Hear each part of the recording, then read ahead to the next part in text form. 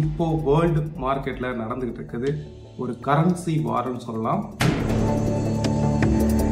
So இதனால டாலருடைய value கண்டிப்பா depreciate ஆகும். இது என்ன ஆகும்னா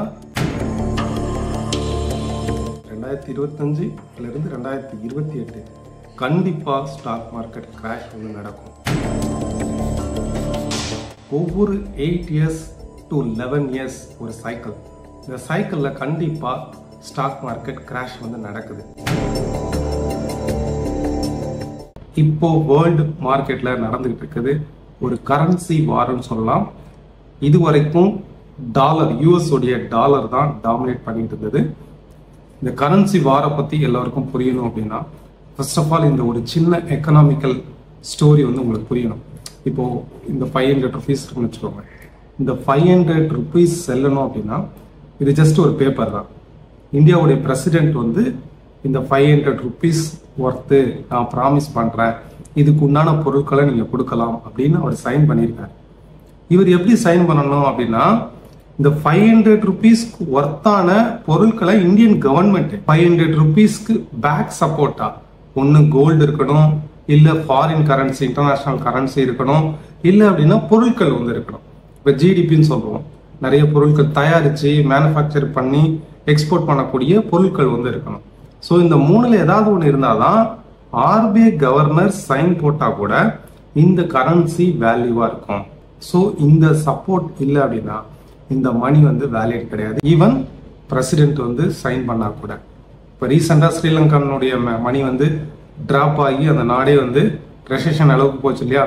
ஸோ இந்த மாதிரி தான் 1914 இருந்து 1942 வரைக்குமே இந்த first world war, second world வார்ல ஆல்மோஸ்ட் யூரோப் கண்ட்ரிஸ் எல்லாமே அவங்களுடைய வெல்த்தை இழந்துட்டாங்க. பொதுவாக போர் நடந்தது அப்படின்னாலே அந்த நேஷனுடைய எக்கனாமிக் சிவியரா பாதிக்கப்படும். இன்ஃபேக்ட் 1942 செகண்ட் வேர்ல்டு வாரோட எண்டில் பிரிட்டனுடைய ஜிடிபி அவங்களுடைய டெப்ட் ஜிடிபி ரேஷியோ பார்த்தீங்கன்னா 270%. அதாவது பெரும்பகுதி கடன்ல மூழ்கிருச்சு. இந்த செகண்ட் வேர்ல்டு வார் முடியும் போது யூரோப் கண்ட்ரிஸ்க்கு எல்லாருக்குமே பணம் தேவைப்பட்டுச்சு. ஏன்னா வார் முடிஞ்சிச்சு, அகெயின் அவங்கள ஹெல்த்தியான நேஷனாக கொண்டு வரணும்னா கண்டிப்பாக மணி தேவை. ஸோ இந்த மணியை கொடுக்கறதுக்கு IMF இன்டர்நேஷ்னல் மானிட்டரி ஃபண்டுன்னு சொல்லிட்டு உலக வங்கியை உருவாக்குனது. அண்ட் ஒரு அக்ரிமெண்ட் போட்டிருந்தாங்க, பிரிட்டன் வூட்ஸ் அக்ரிமெண்ட்டு. டாலருக்கு கோல்டை கொடுத்துட்டு டாலரை வாங்கிக்கலாம், இல்லை டாலரை கொடுத்துட்டு கோல்டை வாங்கிக்கலாம். கோல்டுக்கு இணையான யூனிவர்சல் கரன்சியா டாலரை அவங்க மாத்திக்கிட்டாங்க. இந்த அக்ரிமெண்ட் பிரிட்டன் வூட்ஸ் அக்ரிமெண்ட்னு சொல்லுவோம். இந்த அக்ரிமெண்ட் படி பார்த்தீங்கன்னா எல்லாருமே கோல்டு எக்ஸ்சேஞ்ச் எல்லாமே டாலர்ல பண்ணாங்க. இது ஃபர்ஸ்ட் ரெவல்யூஷன். யூஎஸ் வேர்ல்டை கண்ட்ரோல் பண்ணதுக்கு ஒரு பாயிண்ட். செகண்ட் பார்த்தீங்கன்னா 1973 வியட்நாம் போர் நடந்தது. அப்போ யூஎஸ்ஏடைய எக்கனாமி ரொம்பவே சிவியர் அஃபெக்ட் ஆச்சு. இவங்க ரெண்டாவது தடவை இவங்க மாட்டிக்கிட்டாங்க வியட்நாம் போர்ல. ஸோ வியட்நாம் போர்ல இவங்களுடைய எக்கனாமி டவுன் ஆச்சு. அப்போ என்ன பண்ணாங்க, நிறைய கண்ட்ரிஸ் எல்லாமே டாலரை கொடுத்துட்டு கோல்டை ரிட்டர்ன் பேக் எடுத்துக்கிட்டாங்க. எப்படி இப்போ எல்லா கண்ட்ரிஸுமே கோல்டை வாங்குறாங்க, அதே மாதிரி தான் 1973 டாலரை கொடுத்துட்டு கோல்டு ரிட்டர்ன் பேக் எல்லா கண்ட்ரியுமே எடுத்தாங்க. அப்போ யூஎஸ் கவர்மெண்ட் ஒரு முக்கியமான ஒரு முடிவு எடுத்தாங்க. சவுதி அரேபியா அப்பதான் ஆயில் ப்ரொடியூஸ் பண்ணக்கூடிய ஒரு கண்ட்ரி, முக்கியமான கண்ட்ரி சவுதி அரேபியா. 1974 சவுதி அரேபியால சவுதி மன்னர்கிட்ட ஒரு அக்ரிமெண்ட் போட்டாங்க. உங்க கண்ட்ரிக்கு எங்க கண்ட்ரி பாதுகாப்பு கொடுக்கும். ஸோ கம்ப்ளீட்டா ராணுவ உதவிகளையும் ராணுவ பாதுகாப்பையும் உங்க கண்ட்ரிக்கு கொடுக்கும். நீங்க ஒன்னே ஒன்று ஆயில் ப்ரொடியூஸ் பண்ணுங்க, சேல்ஸ் பண்ணுங்க, ஆனா டாலர்ல மட்டும் கொடுங்க அப்படிங்கிறத அக்ரிமெண்ட் 1974 இருந்து 2024 ஜூன் 13 வரைக்கும் இந்த அக்ரிமெண்ட் படி ஆல் ஓவர் வேர்ல்டுக்கும் க்ரூட் ஆயில் தேவைப்படுது. ஸோ இந்த க்ரூட் ஆயிலை எல்லா கண்ட்ரிஸுமே டாலர் கொடுத்து தான் வாங்க முடிஞ்சது. ஸோ என்ன பண்ணாங்க, எல்லா கண்ட்ரிஸுமே டாலருடைய தேவை இருந்ததுனால அவங்க டாலரை ரிசர்வ் பண்ணிக்கிட்டாங்க. ஒன்று அவங்க ரிசர்வ் பண்ணிக்கணும், அப்படி இல்லையா யூஎஸ் ட்ரெஷரியில் டாலரை கொடுத்துட்டு ரிசர்வ் பண்ணாங்க அப்படின்னா அவங்களுக்கு இன்ட்ரெஸ்டும் கிடைக்கும்.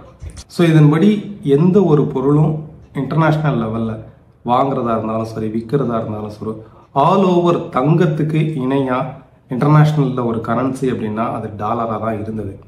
இப்போ இந்த அக்ரிமெண்ட் வந்து முடிஞ்சிருக்கு. இந்த அக்ரிமெண்ட்டை நாங்கள் சவுதி அரேபியா சொல்லியிருக்காங்கன்னா, இந்த அக்ரிமெண்ட்டை நாங்கள் ரினியூ பண்ண போகிறது கிடையாது.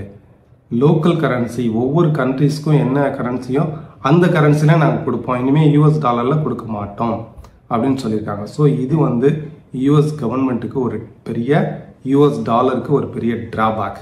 அதனுடைய வேல்யூ டிப்ரிஷியேட் ஆகுது. அது மட்டும் இல்லை, இப்போ ரீசெண்டாக வந்து பார்த்தீங்கன்னா ரஷ்யா வந்து ஒரு வாரில் ஈடுபட்டாங்க.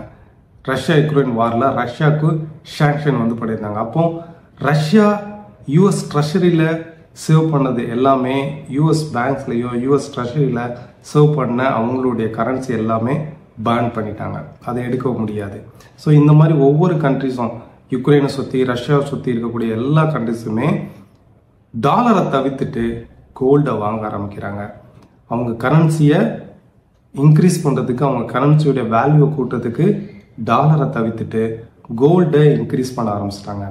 அதன்படி தான் இந்தியாவோட ரீசெண்டாக 100 டன் கோல்டு, பிரிட்டனில் இருக்கக்கூடிய 100 டன் கோல்டை கெட் பேக் பண்ணியிருக்காங்க, இந்தியாவுக்கு ரிட்டர்ன் எடுத்திருக்காங்க. ஸோ இது மட்டும் இல்லை, டாலருடைய வேல்யூ குறையிறதுக்கு இன்னொரு முக்கியமான ரீசன் வந்து என்னென்னா, இப்போ நான் சொன்னேன் இல்லையா, ஒரு கரன்சினா அதுக்கு பேக் சப்போர்ட் இருக்கணும். ஒன்று கோல்டு வந்து ரிசர்வ் இருக்கணும், இல்லையா ஜிடிபி வந்து இருக்கணும். இது ரெண்டும் இல்லாமல், இப்போ இந்தியாவை பொறுத்தளவுக்கு ஒன்று கோல்டு இருக்கணும், இல்லை ஜிடிபி இருக்கணும், இல்லை இன்டர்நேஷ்னல் கரன்சி டாலர் வந்து இருக்கணும். இப்போ யூஎஸை பொறுத்தளவுக்கு என்ன இருக்கணும், ஒன்று ஜிடிபி இருக்கணும், இல்லை கோல்டு வந்து இருக்கணும். ஏன்னா அவங்க டாலர் இல்லையா, அதனால ஒன்று ஜிடிபி இருக்கணும், இல்லை gold reserve. 2008 stock market crash அப்போ அவங்க மணி வந்து அதிகமாகவே பிரிண்ட் பண்ணாங்க. கிட்டத்தட்ட 1 ட்ரில்லியன் அளவுக்கு மணி வந்து பிரிண்ட் பண்ணாங்க. அதுக்கு பேக் சப்போர்ட்டான அளவில் அவங்ககிட்ட கோல்டு ரிசர்வ் வந்து எந்த அளவுக்கு இல்லை, ஜிடிபியும் இல்லை. ஏன்னா ஜிடிபி வந்து ஸ்டாக் மார்க்கெட் கிராஷ் அப்போ அங்கே என்னமே இருக்காது, இல்லை, கரன்சி டிப்ரிஷியேட் ஆகிருக்கு. அதே போல் 2019, 2020 நடந்த ஸ்டாக் மார்க்கெட் கிராஷ் இருக்கு இல்லையா, ஸோ 2020 மட்டுமே கிட்டத்தட்ட 4 ட்ரில்லியன் அளவுக்கு மணி வந்து பிரிண்ட் பண்ணியிருந்தாங்க. அகெயின் 2021 2 ட்ரில்லியன் அளவுக்கு மணி வந்து பிரிண்ட் பண்ணியிருந்தாங்க. ஸோ உங்களுக்கு எல்லாருக்குமே தெரியும், 2020, 2021 ஸ்டாக் மார்க்கெட் கிராஷ் நடந்தது. ஆனால் ஐடி துறை சார்ந்தது மட்டும்தான் ஒர்க் ஆகிட்டு இருந்துச்சு. ரிமைனிங் இருக்கக்கூடிய பெரும்பாலான செக்டார்ஸ் ஒர்க் ஆகலை. அந்த டைமில் ஜிடிபியும் ஒர்க் ஆகலை, கோல்டு கையில் இருந்த ரிசர்வும் அவங்க செலவு பண்ணியிருக்காங்க. இந்த டைமில் அவங்களுடைய கரன்சி ரொம்பவே டிப்ரிஷியேட் ஆகிருக்கும். இதுக்கு தான் இன்ட்ரெஸ்ட் ரேட்டை வந்து இன்க்ரீஸ் பண்ணிகிட்டே இருந்தாங்க. இருந்தாலும் இவ்வளோ ஹியூஜ் மணி வந்து பிரிண்ட் பண்ணும்போது இந்த கரன்சி அதனுடைய மதிப்பை கண்டிப்பாக இழக்கும். ஸோ இப்போது பெட்ரோ டாலர் இந்த அக்ரிமெண்ட் வர கொலாப்ஸ் ஆகிருக்கு. அது மட்டும் இல்லை, பிரிக்ஸ் சொல்லிட்டு இந்த கண்ட்ரிஸ் எல்லாமே அவங்களுடைய எல்லா பொருட்களையும் அவங்களுடைய கரன்சிலே எக்ஸ்சேஞ்ச் பண்ணிக்க, எக்ஸ்போர்ட் பண்ணுறதும் சரி, இம்போர்ட் பண்ணுறதும் சரி, அவங்களுடைய கண்ட்ரியில் அவங்களுடைய கரன்சியில் எக்ஸ்போர்ட் பண்ணுற மாதிரி அக்ரிமெண்ட் கொண்டு வந்திருக்காங்க. ஸோ இதனால டாலருடைய வேல்யூ கண்டிப்பாக டிப்ரிஷியேட் ஆகும். இது வந்து என்ன ஆகும்னா ஒரு பபுள் மாதிரி கிரியேட் ஆகிருக்கு. 2008 இருந்து இப்போ வரைக்குமே ஒரு ஹியூஜ் பபுள் கிரியேட் ஆகிருக்கு. 2025 இல்லை, 2025 2028 கண்டிப்பாக ஸ்டாக் மார்க்கெட் கிராஷ் வந்து நடக்கும். இந்த ஸ்டாக் மார்க்கெட் கிராஷ் அப்போ ப்ரீவியஸாக நடந்த கிராஷுக்கும் ஒவ்வொரு இறக்கம் எவ்வளோ தூரம் ஃபால் ஆகுது, ஒவ்வொரு 8 years to 11 years ஒரு சைக்கிள். இந்த சைக்கிளில் கண்டிப்பாக ஸ்டாக் மார்க்கெட் கிராஷ் வந்து நடக்குது. பாஸ்ட் ரெக்கார்டு வந்து அதுதான், இந்த மாதிரி தான் நடந்துட்டுருக்கு. சரி, ஒவ்வொரு கிராஷ்லையும் எவ்வளோ தூரம் ஃபால் ஆகிருக்கு, எந்த இடத்துல இன்வெஸ்ட் பண்ணால் கிரேட் கோல்டன் ஆப்பர்ச்சுனிட்டியாக இருக்கும், இதை பற்றியும் இந்த வீடியோவில் பார்க்கலாம். இப்போ இந்தியாவோட ஸ்டாக் மார்க்கெட்டில் நிஃப்டி 50 எடுத்துக்கலாம். ஒவ்வொரு 8 years to 11 yearsக்கு ஒரு முறையும் ஸ்டாக் மார்க்கெட் கிராஷ் நடக்குது. அதை நீங்கள் ஸ்கிராப்லேயே பார்க்கலாம். இப்போ 1992 ஒரு ஸ்டாக் மார்க்கெட் கிராஷ் வந்தது, அர்ஷத் மேஷா கிராஷ். ஓகே, இதுக்கு அடுத்து 8 yearsக்கு அப்புறம் 2000 .com கிராஷ். இந்த இடத்துல பாருங்க, .com கிராஷ் வந்து நடந்திருக்கு.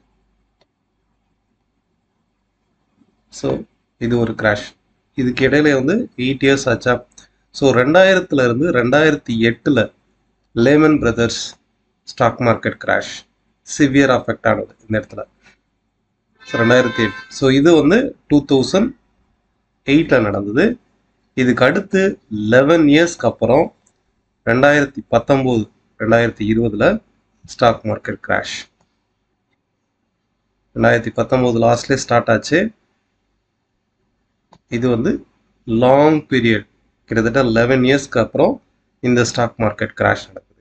ஸோ இந்த மாதிரி ஒவ்வொரு 8 இயர்ஸ் டு 11 இயர்ஸ்க்கு ஒரு முறையும் ஸ்டாக் மார்க்கெட் கிராஷ் நடக்குது. இந்த கிராஷில் நம்ம டாப்பில் மார்க்கெட் பீக்கில் இருக்கும்போது இன்வெஸ்ட் பண்ணுறதை விட ஒரு 30% மார்க்கெட் கீழே ஃபால் ஆகும்போது நீங்கள் மிட் கேப்பில் இன்வெஸ்ட் பண்ணலாம். அண்ட் 50% மார்க்கெட் கேப்பில் ஃபால் ஆகும்போது ஸ்மால் கேப்பில் இன்வெஸ்ட் பண்ணலாம். இப்போ இதில் வந்து பாருங்கள், ப்ரீவியஸாக ரைஸ் ஆன இவ்வளோ தூரம் ரைஸ் ஆச்சுல, இந்த ரைஸுக்கு ஆல்மோஸ்ட் 61% வந்து இந்த கிராஷ் நடந்திருக்கு. இப்போ இங்கேருந்து ரைஸ் ஆயிருக்கு இல்லையா, இந்த ரைஸில் வந்து பாருங்கள் ஆல்மோஸ்ட் 76% வந்து இந்த கிராஷ் வந்து ஃபால் ஆயிருக்கு. இப்போ இந்த ரைஸில் வந்து பாருங்கள், இங்கேருந்து இது வரைக்கும் ரைஸ் ஆயிருக்கு இல்லையா, இந்த பீக்கில் வந்து பார்த்தீங்கன்னா ஆல்மோஸ்ட் 50%. 2019 வந்து 2008 இருந்து ஆல்மோஸ்ட் பீக்கில் நடந்திருக்கலாம். ஸோ இந்த இதில் ஓவராலாக வந்து பார்த்தீங்கன்னா 50% வரைக்கும் ஃபால் ஆயிருக்கு. அப்போது ஸ்டாக் மார்க்கெட் டாப்பில் நம்ம இன்வெஸ்ட் பண்ணுறதை விட ஒவ்வொரு 30%, 50%, 61% ஃபால் ஆகும்போது மிட் கேப் ஸ்மால் கேப்பில் இன்வெஸ்ட் பண்ணுறது கரெக்டு. இப்போ நீங்கள் வந்து டாப்பில் இருக்கும்போது ஒரு எஸ்ஐபி மாதிரி பண்ணிகிட்டே இருக்கலாம். கண்டினியூஸாக ஒரு எஸ்ஐபி மாதிரி பண்ணிகிட்டே இருக்கலாம். ஏன்னா எஸ்ஐபியில் வந்து மார்க்கெட் கீழே இறங்க இறங்க இறங்க இறங்க நீங்கள் பை பண்ணிகிட்டே தான் இருப்பீங்க. இப்போ டாப்பில் வந்து டெப்ட் ஃபண்டு, ஹைப்ரிட் ஃபண்டு, இந்த மாதிரி ஃபண்டில் வந்து நீங்கள் இன்வெஸ்ட் பண்ணும்போது உங்களுடைய ரிஸ்க் லெவல் வந்து கம்மியாகும். ஃபைன், இதுதான் நான் இந்த வீடியோவில் வந்து மென்ஷன் பண்ணேன். Thank you. The petro dollar and dollar collapse, stock market crash, இதை பற்றி ஒரு தெளிவு உங்களுக்கு கிடச்சிருக்குன்னு நினைக்கிறேன். இதை பற்றி உங்களுக்கு புரிஞ்சிருக்குன்னு நினைக்கிறேன். இந்த வீடியோ பார்த்ததுக்கு நன்றி, வணக்கம்.